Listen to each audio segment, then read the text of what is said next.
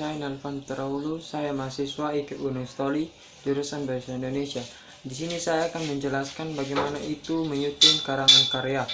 Menyuting karangan adalah kegiatan memeriksa dan memperbaiki karangan atau teks, naskah, dan wacana, sehingga naskah tersebut siap untuk dicetak, diterbitkan, ataupun dipresentasikan.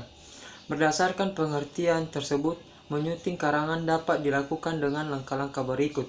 1. Membaca keseluruhan karangan, dituliskan dan memahami isinya. 2. Memahami kalimat demi kalimat untuk menentukan kesalahan penggunaan ejaan, diksi, ataupun bentuk pola kalimat yang digunakan. 3. Membenarkan kesalahan dalam penggunaan ejaan, menggantikan kata yang tidak tepat, dan memperbaiki kalimat dan paragraf yang tidak mendukung kohesi dan koherensi. Untuk membentukkan kalimat dapat dilakukan dengan cara 1. Mengganti kalimat atau kata. 2. Menambahkan kata. 3. Mengurangi kata. Dan 4. Mengubah susunan kata dalam kalimat sehingga menjadi kalimat yang enak untuk dibaca. Memperbaiki kesalahan paragraf dapat dilakukan dengan cara yaitu 1. Membuang kalimat yang tidak perlu. 2. 1 paragraf cukup mengandung satu ide pokok saja. Jika lebih dari satu pokok, sebaiknya dibuang atau dibuat menjadi paragraf-paragraf baru. 3. Menambah kata penghubung antar kalimat. Dan 4. Memperbaiki susunan kalimat agar sistematis dan runtut, misalnya dari ide umum diakhiri dengan ide yang sifatnya khusus, begitupun sebaliknya, atau umum khusus baru khusus ke umum. Syarat-syarat menyuting karangan karya yaitu ada 6 poin, yaitu pertama-tama 1. Menyuting penulisan ejaan. 2. Menyuting tanda baca. 3. Menyuting pilihan kata. 4. Menyuting ketidakefisien kalimat. 5. Menyuting kepaduan paragraf. Dan 6. Menyuting kebulatan wacana. Evaluasi dalam menyuting karangan karya itu seperti contohnya, sebelum menyuting karangan, seorang yang melakukan penyutingan harus melakukan evaluasi terhadap karangan. Evaluasi dilakukan untuk menetapkan atau memutuskan bagian naskah yang perlu dihilangkan, ditambah, diganti, diubah, dan diatur kembali. Hakikat menyuting. Menyuting karangan dapat diartikan sebagai usaha untuk mengubah pikiran yang telah tertuang dalam kertas. Pengubahan pikiran itu dilakukan berdasarkan pertimbangan atau pandangan penulis saat itu. Perubahan yang dilakukan dapat bersifat menyeluruh dan bersifat sebagian. Perubahan itu dilakukan dengan memikirkan kembali dan menata bagian-bagian tulisan. Strategi menyuting. Ada 4 cara dalam menyuting karangan naskah, yaitu 1. Revisa. 2. Revisi. 3. Menggantikan bagian karangan yang dinilai kurang baik. Dan 4. Mengatur kembali bagian-bagian karangan yang perlu diatur. Pertama-tama kita harus tahu bagaimana itu revisa, yang dimana revisa dilakukan dengan menghilangkan bagian-bagian karangan yang tidak perlu atau perlu. Dan kedua, revisi yang dilakukan dengan menambah bagian-bagian karangan yang dirasakan kurang memadai. Langkah-langkah penyutingan atau menyuting yaitu tahap dalam menyuting karangan ada 5 langkah, yaitu 1. Menyuting isi. 2. Menyuting organisasi. 3. Menyuting unsur bahasa. 4. Pengecekan akhir. Dan 5. Penulisan akhir. 6. Proses morfologi. 1. Proses pembunuhan afiks atau afiksasi. Afiksasi merupakan nama lain dari morfem terikat. Morfem terikat merupakan kata yang tidak dapat berdiri sendiri. sedangkan kata yang dapat berdiri sendiri disebut dengan morfem bebas. Morfem bebas merupakan kata dasar yang dapat berdiri sendiri. Kata dasar dapat berupa kata benda, kata sifat, kata kerja, dan lain-lain. Penggabungan morfem bebas dan morfem terikat akan membentuk kata jadian. Afiksasi terdiri atas A. Prefiks, B. Sufiks, C. Infiks, D. Konfiks. Dari prefiks ini contohnya ber, me, pe, per, di, ter, ke, se. Contoh sufiks kan, an, i. Contoh infiks l, m, r. Dan contoh konfiks berkan, beran, perkan, peran, peri, pean, dikan, di, atau di, mekan, mei, terkan, teri, tekean, dan sumulfiks contohnya memperkan, memperi, diperkan, dan diperi. 2. Komposisi dan pemajemukan dalam bahasa Indonesia. Komposisi adalah proses kata perjemukan.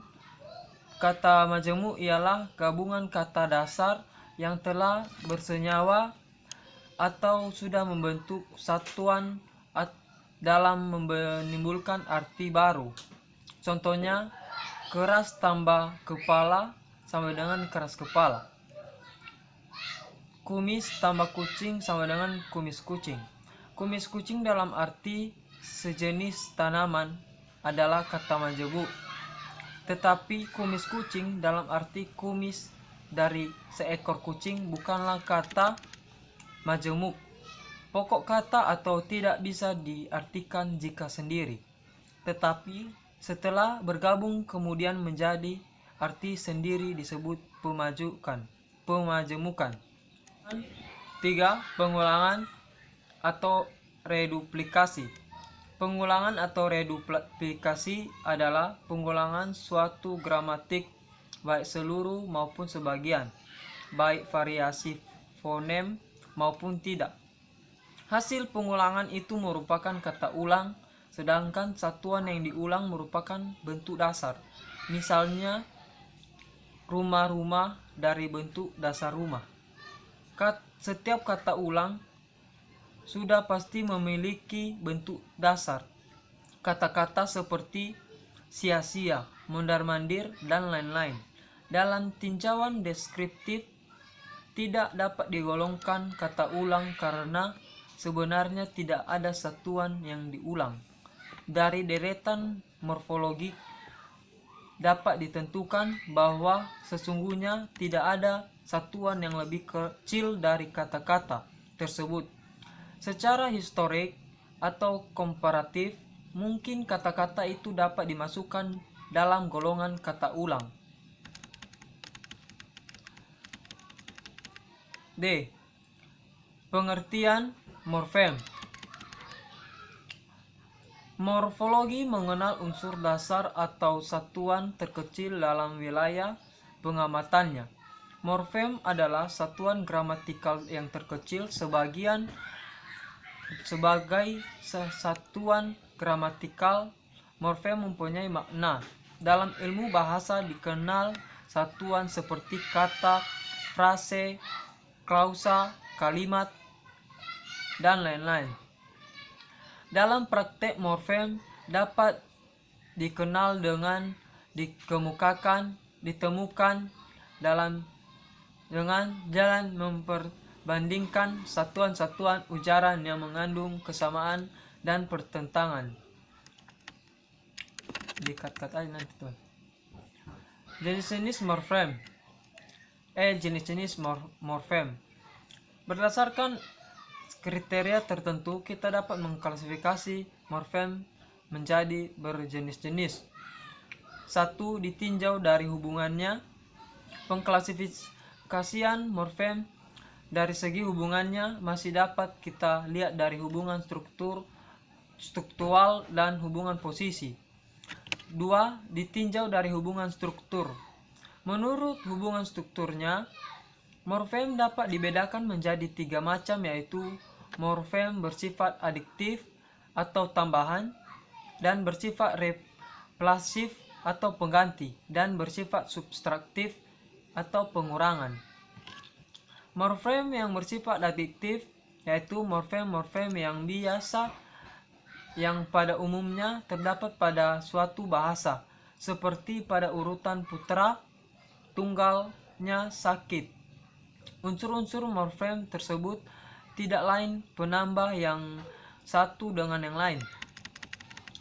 Morfem yang bersifat replasif yaitu morfem-morfem berubah bentuk atau berganti bentuk dari morfem asalnya.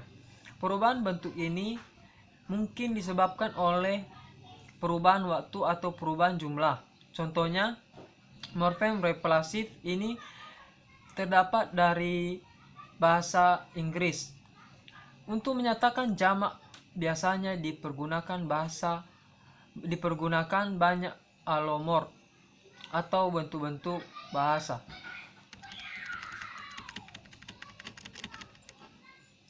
B. Ditinjau dari hubungan posisi. Dilihat dari hubungan posisinya, morfem pun dapat dibagi menjadi 3 macam, yakni morfem bersifat urutan, sisipan, dan simultan. Beberapa para ahli mengemukakan tentang pengertian morfologi yang dimana menurut Ramlan pengertian morfologi adalah bagian dari ilmu bahasa yang mempelajari seluk-beluk kata serta perubahan kata terhadap arti atau golongan kata. Bentuk kata yaitu kata dasar, contohnya sepeda. Kata berimbunan, contohnya bersepeda. Kata majemuk, contohnya sapu tangan. Kata ulang, contohnya bergondong-gondong atau berbondong-bondong. Pembagian bentuk kata menurut C.A. Mies yang berkebangsaan Belanda terdiri dari kata benda, kata kerja, kata sifat, kata ganti, kata bilangan, dan kata depan. Perbedaan golongan kata-kata tidak lain disebabkan oleh perubahan bentuk kata. Karena itu, maka morfologi di samping bidangnya yang utama menyelidiki seluk-beluk bentuk kata, juga menyelidiki kemungkinan adanya perubahan golongan arti kata yang timbul sebagai akibat perubahan bentuk kata. Arti kata ini misalnya bersepeda dan sepeda. Yang bersepeda atau yang berarti sepeda artinya benda yang memiliki roda 2 yang dijalankan dan dengan cara di kayu. Serta bersepeda artinya kegiatan menggunakan sepeda. Jadi arti kata mengartikan kata tersebut juga bisa dilihat dari sepeda dan bersepeda. Dengan diberi imbuhan, maka kata sepeda dan bersepeda pun menjadi beda. Sampai di sini pembahasan yang bisa saya jelaskan dari video ini. Bila ada kata-kata yang salah, mohon dimaafkan.